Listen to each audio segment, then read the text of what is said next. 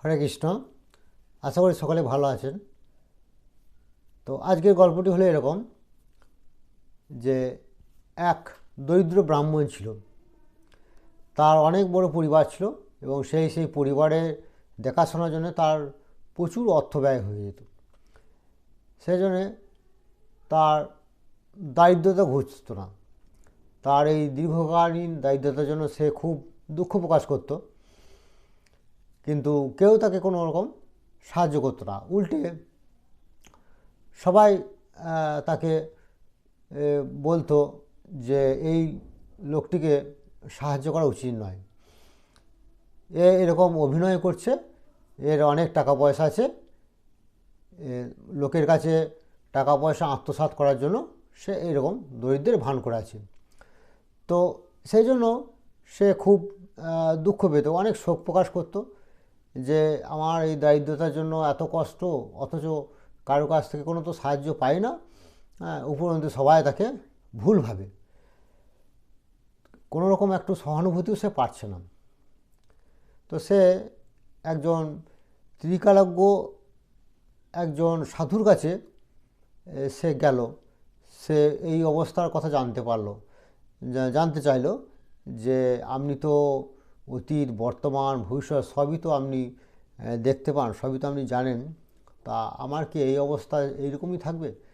আমার কি ভবিষ্যতে কোনো উন্নতি হবে না? হ্যাঁ, এরকমভাবে সে জানতে চাইল।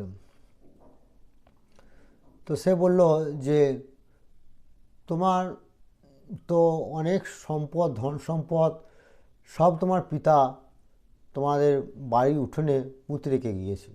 অনেক গুপ্তধন তোমাদের বাড়ির উঠানে আছে, তুমি যাও সংগ্রহ করা, তাহলে তোমার এই দারিদ্রতা তোমার ঘুচে যাবে।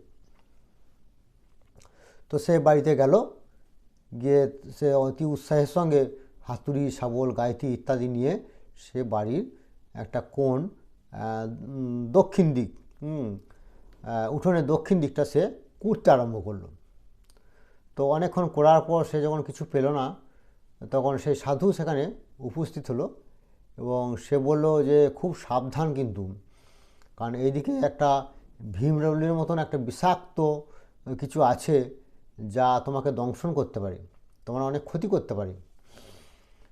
তো সে ওই কথা শুনে সে তখন উত্তর দিকে চলে গেল এবং উত্তর দিকে সে খোঁড়াখুড়ি করতে থাকলো। তখন সাধু তাকে কিছুক্ষণ খোঁড়ার পর সাধু বলল যে তুমি খুব সাবধানে কিন্তু খোঁড়াখুড়ি করবে, এখানে কিন্তু একটা বিষাক্ত সাপ আছে, সেই সম্পদ কিন্তু রক্ষা করছে। সে তখন সাধুর কথা শুনে সে সেখান থেকে উঠে এলো এবং সে পশ্চিম দিকে খোঁড়াখুড়ি করতে লাগলো।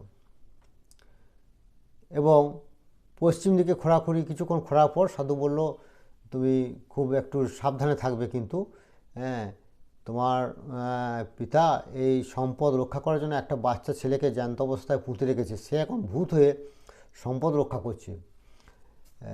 সেই জন্য তুমি কিন্তু খুব সাবধানে কিন্তু কাজ করবে। তো এই কথা শুনে সে বিভ্রান্ত হয়ে গেল। সে বলল যে আপনি কি আমার সঙ্গে রসিকতা করছেন? আপনি জানেন যে আমি দরিদ্র, আমার অবস্থা এরকম, তাও আপনি একটার পর একটা মন্তব্য করে যাচ্ছেন আর আমাকে কোনো সাহায্য করছেন না। হ্যাঁ, আপনি আপনি কেন আমাকে এইভাবে নির্যাতন করছেন? তো তখন সাধু বলল ঠিক আছে, তুমি এবার পূর্ব দিকটা খোঁড়ো, দেখো খুব তাড়াতাড়ির মধ্যে তুমি সম্পদ পেয়ে যাবে।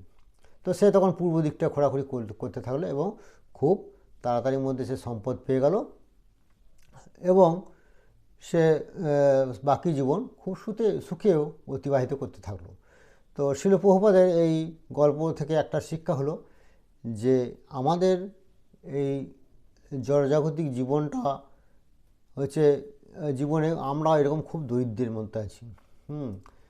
আমরা যদি সদ্গুরুর সন্ধান পাই তাহলে আমরা ওই ব্যক্তির মতো সুখে জীবনযাপন অতিবাহিত করতে পারবো। হ্যাঁ, পারমার্থিকভাবে আমরা সুখী হব। ওই ভীমরুল হলো প্রথমে যে দক্ষিণ দিকে ঘুরছিল সেটা হলো ভীমরুল ছিল সেখানে। তো ভীমরুল হলো আমাদের এই জড় জাগতিক জীবনের বিভিন্ন প্রকার আসক্তি। তো এই আসক্তি আমাদের তে আসক্ত হওয়া চলবে না। আর দ্বিতীয় যে সাপ, বিষাক্ত সাপ, এই সাপটা হলো আমরা জোর করে যদি আমাদের ইন্দ্রিয় দমন করতে থাকি, তাহলে সেটা হলো আমাদের আত্মহত্যার সামিল। আর এই তৃতীয় যে আমরা যক্ষ বা ভূত যেটা, সেটা হলো আমাদের এই অষ্টাঙ্গ যোগের মাধ্যমে যারা সাধনা করে তারা কিন্তু এই তাদের কথা বলা হচ্ছে। হ্যাঁ, তারা পারমার্থিক জীবনে কিন্তু কোনো উন্নতি করতে পারে না। এবং চতুর্থ পূর্ব দিকে যে দেখিয়ে দিল যে গুপ্তধন, এই গুপ্তধন হলো আমাদের সদ্গুরুর মাধ্যমে যে আমরা যদি শুদ্ধ ভক্তি আমরা অর্জন করতে পারি, আমরা যদি কৃষ্ণ ভাবনাময় গ্রহণ করতে পারি, তাহলে আমরা কিন্তু বাকি জীবন সুখে অতিবাহিত করতে পারবো, মানে পরবর্তী জীবন এবং ইহজীবন এবং পরবর্তী জীবন খুব আমরা আনন্দে কাটাতে পারবো। এটি হলো গল্পের মূল শিক্ষা। গল্পটি ভালো লাগলে অবশ্যই মন্তব্য করুন। হরে কৃষ্ণ।